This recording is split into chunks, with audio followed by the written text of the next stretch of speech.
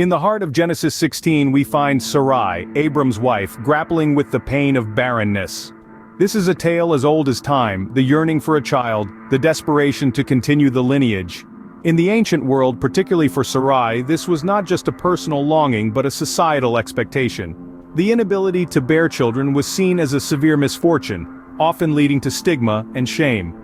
In this deeply charged context, Sarai makes a decision that was not altogether uncommon in her time. She offers her Egyptian slave, Hagar, to her husband Abram to bear a child on her behalf. This act, while baffling to our modern sensibilities, was a desperate bid to fulfill her societal role and personal desire for descendants. Imagine the complexity of emotions that must have filled Sarai's heart. Hope perhaps that she might finally have a child to call her own. Fear undoubtedly of the unknown consequences this decision might bring. And what of Abram? He acquiesces to his wife's plan, stepping into uncharted territory fraught with potential conflict. The tension in the household must have been palpable as they navigated this new dynamic, a dynamic that would forever change their lives and the course of biblical history. In this act of desperation, Sarai unknowingly sets the stage for a story of divine intervention. And as we'll see, this story is just beginning to unfold. Sarai's dilemma is the opening act in a tale of struggle, revelation, and divine promise. Hagar conceives and the joy of pregnancy swiftly gives way to discord.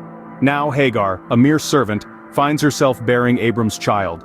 This unexpected turn of events stirs up a whirlwind of emotions within her, and her attitude towards Sarai begins to shift. She starts to look down upon Sarai, who is unable to conceive, and this newfound sense of superiority ignites a spark of conflict within the household. This tension doesn't sit well with Sarai. She feels wronged, betrayed even. She points her finger at Abram, blaming him for the strife that's tearing their home apart. Sarai's frustration is vented onto Hagar, who finds herself on the receiving end of harsh treatment. The household that was once her refuge now feels like a battleground. Caught in this storm of animosity, Hagar makes a tough decision. She decides to flee from the hostility that has engulfed her life. With a heavy heart, she embarks on a journey into the unknown, seeking solace in the solitude of the desert. Little does she know her escape into the wilderness is just the beginning of an extraordinary adventure. In her attempt to escape the conflict, Hagar ventures into the desert, where divine intervention awaits. In the wilderness, Hagar encounters the angel of the Lord by a spring. Here, isolated and vulnerable, Hagar is met not with further hardship, but with divine intervention. This angel, a messenger of God, appears to her with a message that is both a command and a promise. The angel tells Hagar, "Return to your mistress and submit to her." Now this might seem like a harsh directive, pushing Hagar back into a difficult situation. But it's important to remember that this is not a call to endure mistreatment, but rather a call to face the complexities of her circumstances with new strength and divine assurance. And what is this divine assurance? The angel promises Hagar, "I will surely multiply your offspring so that they cannot be numbered for multitude." Imagine the impact of this promise on Hagar, a slave, a woman, a foreigner, and yet she is chosen for a divine blessing. This is a powerful affirmation of her worth and a clear demonstration of God's concern for the marginalized and the downtrodden. But the angel's message doesn't just assure Hagar of a future for her descendants, it also assures her of God's awareness of her present situation. The angel says, "The Lord has heard your affliction." This is a profound statement emphasizing that God is not distant or disinterested, but intimately involved and deeply concerned with our struggles. Hagar is not alone in her suffering. God sees her, He hears her, He cares. This divine encounter is a turning point for Hagar. It doesn't immediately resolve her problems. She still has to return to Sarai. She still has to navigate the complexities of her situation. But now, she does so with a renewed sense of purpose and hope. She is not just a slave, or a surrogate, or a runaway. She is a woman seen by God, cared for by God, and promised a future by God. With renewed hope, Hagar prepares to face her challenging circumstances. She is no longer fleeing aimlessly in the wilderness. She is returning with purpose, with promise, and with the assurance of divine intervention in her life. The angel delivers a prophecy about Hagar's unborn son, Ishmael. As Hagar stands in the desert, a divine message comes her way, painting a picture of her son's future. The angel of the Lord describes Ishmael as a wild donkey of a man, a phrase that evokes an image of a free, untamed spirit living in the face of adversity. This prophecy doesn't sugarcoat the challenges Ishmael will face. He will be a man living in hostility, a nomad in constant conflict with his kin. It's a sobering glimpse into the life of a boy yet to be born, a life marked by struggle and opposition. This is no fairy tale, it's a raw, unfiltered prophecy. Yet within this challenging prophecy, there's a glimmer of divine purpose. Ishmael, despite his future hardships, is part of a greater plan. God promises Hagar that he will multiply Ishmael's descendants, a promise of a lineage that will endure despite the trials. This prophecy is a testament to God's intricate design, where even in the face of strife, his plan continues to unfold. It's a reminder that God's providence isn't always about comfort and ease. Sometimes it's about resilience, perseverance, and the ability to thrive amidst adversity. This prophecy presents a complex future for Ishmael but also underscores God's providence.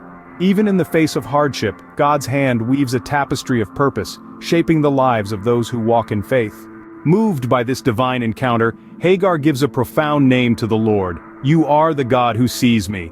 This is a moment of revelation for Hagar, a moment of connection that goes beyond the physical realm. Her name for the Lord is not just a title, it's a testament to her experience. It's a declaration of God's intimate involvement in her life, a recognition of his compassionate gaze upon her suffering.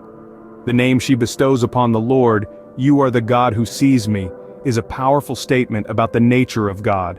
It speaks volumes about his omniscience, his omnipresence, his omnipotence. It's not a distant, detached deity she's referring to, but a God who is deeply involved in the intricate details of our lives. A God who sees, understands, and responds to our struggles and our pain. This is a God who doesn't just observe from a distance, but steps into our world, into our experiences, into our very lives. It's a God who sees us not just in our moments of strength and success, but also in our moments of weakness and despair. In recognizing God's intimate awareness, Hagar finds solace and strength. It's in this recognition that she finds the courage to face her future, the resolve to endure her present, and the hope to believe in a promise. This is the God who sees her, and this is the God who sees us all. Upon the birth of Ishmael, Hagar and Abram name a well as a lasting testament to this divine encounter. This well, located near Kadesh and Bered, is christened Bir Lahai Roi, a name that carries profound significance. It translates to "Well of the Living One Who Sees Me," a title that encapsulates the essence of Hagar's transformative experience in the wilderness. Bir Lahai Roi stands as a physical reminder of the divine intervention that Hagar experienced. It's an emblem of the assurance she received in her moment of despair, of the promise of a future for her and her son. The mere existence of this well in the biblical narrative underscores the importance of these moments of divine intervention, of the ways in which the divine can reach into the lives of those in distress and offer hope where there seems to be none. In naming the well Bir Lahai Roi, Hagar and Abram create a monument to the God who sees, the God who is aware of human suffering and responds with compassion and promise. This well is not just a source of physical sustenance, but also a symbol of spiritual sustenance, a testament to the God who sees, hears, and responds. The name Bir Lahai Roi also reflects Hagar's personal encounter with the divine. It echoes her declaration, "You are the God who sees me." It serves as a reminder that God's awareness is not a distant, impersonal knowledge. He sees us in our individual struggles, in our moments of despair and hope, and he responds in ways that assure us of his presence and care. The story of Hagar and Ishmael serves as a powerful reminder of God's awareness of our struggles and his promise of a future. It invites us to see in Bir Lahai Roi, not just a well in the desert, but a symbol of divine hope and assurance. It is a testament to the God who sees, who knows, and who promises a future even in the most challenging circumstances.